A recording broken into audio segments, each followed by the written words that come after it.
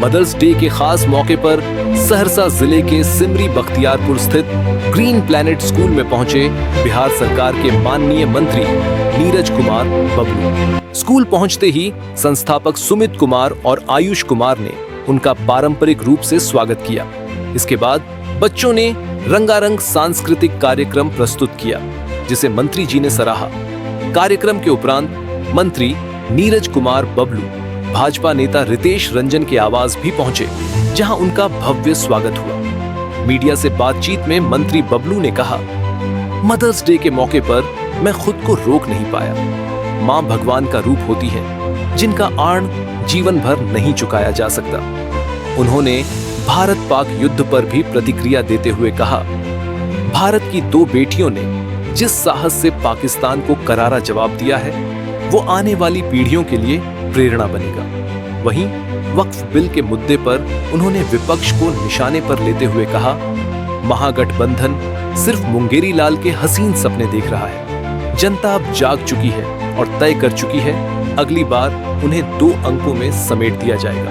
उन्होंने कहा, जो लोग कहते हैं कि सरकार बनने के बाद वक्फ बिल को उखाड़ फेंकेंगे, वो मुस्लिम समुदाय के हितैषी नहीं बल्कि गुमराह करने वाले हैं। अंत में उन्होंने कहा, प्रधानमंत्री मोदी जी ने सभी गरीबों को जगाने का काम किया है और इससे गरीब मुस्लिम समाज को भी लाभ मिलेगा। एक स्कूल का प्राइवेट स्कूल था, जिसका एनुअल डे था, और संजोग ये था कि आज ही वो एनुअल डे भी है और आज ही मदर्स डे भी है। तो जैसे ही रितेश जी बताए कि आज एनुअल डे पे चलना है, तो हमने मना किया कि एनुअल डे पे जाने का हमको अभी टाइम नहीं है। इन्होंने कहा नहीं, एनुअल डे के साथ मदर्स डे है, तो हम मदर्स डे पर अपने आप को रोक नहीं पाए। हम बोले जरूर चलेंगे। और मदर्स डे के बारे में क्या कहना, दुनिया में जितने भी लोग हैं सब की माँ है, सब अपने माँ से पैदा हुए हैं। तो माँ का जो सम्मान है वो हम समझते हैं कि ईश्वर में भी नहीं है। लोग ईश्वर को ईश्वर मानते हैं, बट देखे कोई नहीं है। तो माँ को ही ईश्वर का दर्जा दिया गया है। और माँ जिस तरह से अपने बच्चों को पालती है, तो कोई माँ के प्यार में कोई भेदभाव नहीं होता है। कई हमारे पुस्तकों में लिखा है कि पुत्र कपूत हो सकता है, माता कुमाता नहीं हो सकती है। जो माँ का एक तरफा प्यार होता है, वन साइडेड प्यार होता है, वो किसी और में नहीं हो सकता है। और माँ का तो मनुष्य जाति में है ही, माँ का प्यार तो जानवरों में भी देखा जाता है, धरती माता में देखा जाता है कि बिना कुछ लिए किस तरह से हर चीज़ देती है माँ। तो मदर्स डे पर जितना कुछ कहें हम समझते हैं कम है। जो माँ का त्याग है वो पूरा दुनिया देखती है। कहीं न कहीं बच्चों को अपने माँ का जीवन के अंतिम क्षण तक ख्याल रखना चाहिए। जिस तरह से माँ निस्वार्थ होकर काम करती है, तो माँ का जब एक समय आता है तो निश्चित रूप से बच्चों को उस पर विशेष ध्यान देना चाहिए। और माँ के उस प्यार का हम समझते हैं कि जो कर्ज होता है, जरूर बच्चों को कर्ज अदा करना चाहिए। सर, जम्मू कश्मीर में जो है पाकिस्तान के द्वारा हमला करने के बाद सीज फायर जो है अमेरिका के द्वारा घोषणा किया गया, इसको किस नज़र में आते हैं? देखिए, सबसे पहले जिस तरह से जम्मू कश्मीर में पाकिस्तान के द्वारा कायराना हमला किया गया था, निहत्थे लोगों पे धर्म पूछ के जिस तरह से हमला किया गया था, ये काफ़ी दुखद और चिंताजनक है। और हम समझते हैं कि उसका बदला अविलंब बहुत जल्द हमारी सेना ने लिया। हम अपने सेना को सैल्यूट करते हैं, हम अपने सेना का सम्मान करते हैं, जिसने तुरंत एक सिंदूर ऑपरेशन नाम दे करके जिस तरह से बदला लेने का काम किया। हम जितना भी उनका तारीफ करें हम समझते हैं कम होगा। और खास करके सिंदूर का बदला, जिस तरह से सिंदूर लूटा था, सिंदूर नाम और 2 महिलाएं, सोफिया और एक और देविका, जिस तरह से 2 महिलाओं ने हमारा बदला लिया पाकिस्तान में घुस करके बमबारी करने का, इससे पूरे देशवासियों का, सभी धर्म के लोगों का सीना चौड़ा होता है। और हम ये मानते हैं कि हमारा देश जितना मजबूत है, पाकिस्तान उसके सामने कुछ नहीं है। युद्ध की घोषणा नहीं हुई थी, इसके बावजूद भी इतना करारा जवाब दिया गया। पाकिस्तान पानी मांगने लगा और पानी को बंद किया गया। तो पानी को बूंद बूंद को भी पाकिस्तान तरस रहा है। और ये सीज फायर जो हुआ है, अभी पूरी तरह सीज फायर इसको हम नहीं मानते हैं। ये टेम्पोररी सीज फायर है, वार्ताएं चल रही है।